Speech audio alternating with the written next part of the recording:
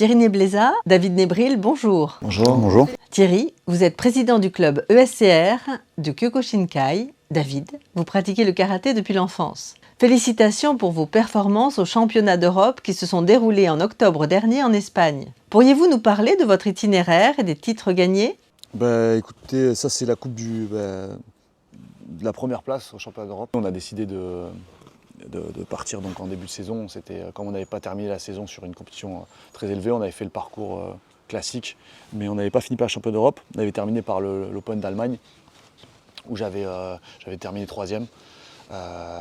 Et donc du coup, après voilà, on n'a pas trop de moyens, donc on y est allé en voiture, tous les deux, en mode samouraï. Hein, on a parcouru à plus de 6 heures de route pour aller au championnat. Donc du coup, voilà, on avait la chance quand même sur cette édition-là d'avoir un pays qui était quand même assez proche de chez nous. Et on a pu le faire, voilà, partir comme ça avec assez peu de moyens. Et donc du coup, arrivé sur place, voilà, il y avait pas mal de pays engagés, une dizaine. Du coup, je crois qu'il y avait donc la Pologne, Serbie, Kazakhstan, Hongrie, donc Espagne, Portugal, Bulgarie, Belgique, Canada, Hollande, ouais, Pays-Bas. Voilà, c'est à peu près. Il y en a peut-être d'autres que j'en oublie, mais bon.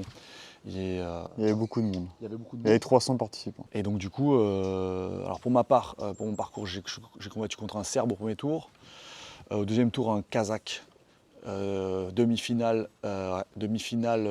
bulgare et finale Kazakh. Pour ma part, moi on était moins dans la catégorie, donc moi j'ai fait un tour de moins que Thierry. J'ai commencé à affronter un Espagnol du coup. Ensuite, j'ai affronté un Kazakh. Bon, ça n'a pas duré bien longtemps parce que j'ai pris un KO. Donc c'était en demi-finale. Je savais même pas je réalisais pas que j'étais en demi-finale. Donc j'ai pris un KO très rapide.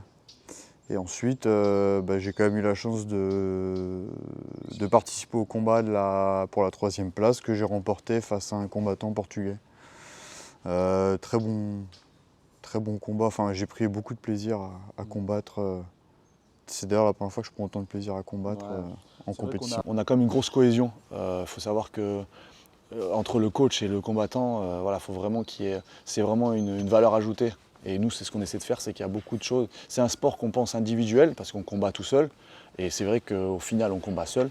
Mais nous, on a vraiment essayé de créer un groupe très fort, parce qu'on a vécu des choses difficiles en compétition. On y va, c'est à la dure, quoi. Mais ensuite, on a vraiment un groupe très fort et on s'entraide beaucoup. Et c'est vraiment cette cohésion qui fait que dans le combat, le coach et l'athlète, il faut qu'il y ait vraiment un échange, parce qu'il y a beaucoup de bruit, on n'entend pas grand-chose. Donc on s'entraîne vraiment aussi au club à donner des informations très précises et avoir, voilà, comme on se connaît tellement bien qu'on sait les moments de fatigue, on sait les faiblesses qu'on peut avoir, la garde qui baisse, peut-être une difficulté, une faiblesse que l'adversaire ne va pas pouvoir voir et moi que je vais voir pendant le combat de David par exemple pour lui dire de changer de garde, de faire attention. En plus les étrangers, l'avantage des championnats d'Europe c'est que les gens ne comprennent pas notre langue, contrairement au championnat qu'on peut faire en France. Donc on a plus des codes pour déclencher des techniques. mais en fait, voilà, on a vraiment un échange et c'est une cohésion très forte qu'on a. Et c'est aussi pour ça qu'on a réussi ce challenge, parce qu'on avait vraiment mis au point un coaching qui était vraiment pas mal, je pense. Donc c'est vraiment un conglomérat de facteurs qui ont fait qu'on a pu faire des bons résultats à cette compétition, cette fois-ci. Donc on s'améliore et c'est aussi avant tout une aventure humaine entre nous tous, quoi. Voilà. Thierry Nebléza, David Nebril, merci.